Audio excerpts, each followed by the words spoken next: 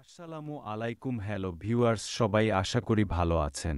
আমাদের আজকের টপিক হচ্ছে এই যে আমলগুলো করলে সব গুনাহ মাফ হয়ে যায়। কি সেই গুরুত্বপূর্ণ আমল তা জানা যাক। ভিডিওটি মনোযোগ সহকারে পুরা ভিডিও দেখবেন দয়া করে। পৃথিবীতে এমন কিছু আমল আছে যেগুলো করলে আল্লাহ সমস্ত গুনাহ মাফ করে দেন। ১. তওবা করা। আল্লাহ বলেন, আমি সব গুনাহ ক্ষমা করে দিই যদি বান্দা আমার কাছে ফিরে আসে। সূরা জুমার ৫:৩। ২. ৫ ওয়াক্ত নামাজ আদায়। নামাজ গুনাহগুলোকে ধুয়ে দেয়, ঠিক যেমন পানি ময়লা পরিষ্কার করে। ৩. জুমার দিনে খুতবা শোনা ও দোয়া করা। জুমা হল ছোট ঈদের মতো, এটি গুনাহ মাফের বড় সুযোগ। কোলম্বা।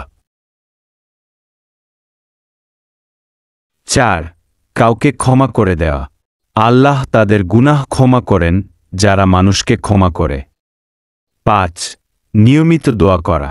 আস্তাগফিরুল্লাহ বারবার বলা গুনাহ মোচনের চাবিকাঠি। এই ছোট ছোট আমলি পারে আপনার গুনাহ মাফ করিয়ে দিতে। আল্লাহ তায়ালা উম্মতি মুহাম্মাদিকে মাফ করে দেন, আমিন। এই রকম আরও ভিডিও পেতে চ্যানেলটিকে সাবস্ক্রাইব করুন।